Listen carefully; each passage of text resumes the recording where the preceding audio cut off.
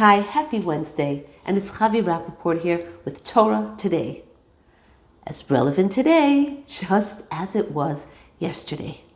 Parshat Mishpatim is a stark example and an answer to anyone who wants to say rational laws, civil laws, being a mensch.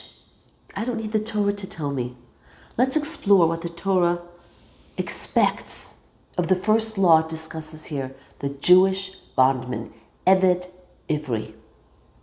Hashem says, yeah, I know you've just come out of Egypt loaded, camels laden with treasures, gold, silver, everything the heart can desire, because the Jews had emptied out the treasury of their Egyptian masters.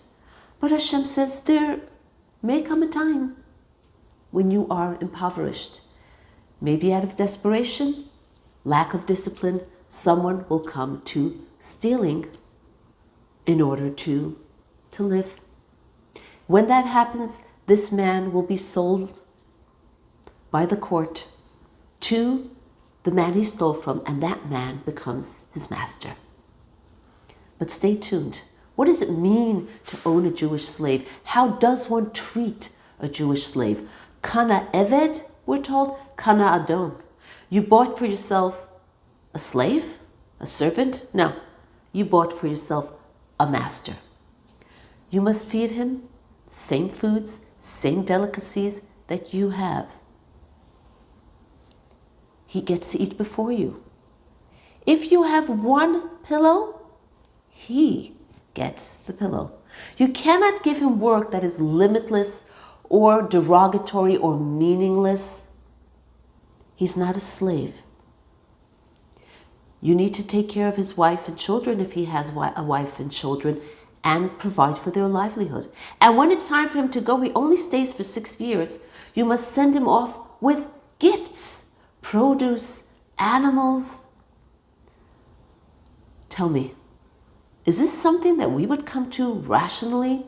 The kind of honor and respect the Torah accords to every Jew and expects us to do the same, even though he stole from me, right? I'm entitled. Still, the Torah says he might be embarrassed of what he did. So treat him very kindly. But if 6 years come and this slave, this Eved Ivri, by the way, he's called Eved Ivri and not Eved Yisraeli, because he acted like somebody who didn't hear the commandment at the Torah when we became Yisrael, which said, Hashem is our only master. So he's still back before Matan Torah when we were just called Ivrim. And he doesn't want to go out after 6 years. We take him back to the court where he was sold originally, and the court pierces his right earlobe at the doorpost, standing upright. And our sages tell us that right ear that heard, do not steal, and is staying on more than the allotted time, which means he obviously isn't even embarrassed that he stole, because he's announcing that he's staying on as a servant. And that doorpost, that witnessed, attested to the fact that Hashem said, Lihem, Avadai, they're my servants. I'm taking them out of this servitude and this slavery from these Egyptian masters to become my servants. I will be their master. And therefore, this servant's ear is pierced. The Torah is telling us something very, very, very crucial. We are all servants to Hashem. Hashem is our master. And sometimes we think, can we be free? Like it says, En lecha ben chorin el mi she'osek b'talmud Torah. There's nobody who's truly free, only one who lives a Torah life. We have been hardwired and created in a way that we crave and we seek a master. And the question is, which master will I choose? Not if I will have a master, but which master will I choose? Am I going to chase fame and glory? Am I going to run after the blessed dollar, and that's going to dominate my mind and soul? Am I going to be controlled by my anger, by my temper, by my moods? Is that what's going to lead me and make my decisions? Is it my clothing? There's so many things that I can become slave to.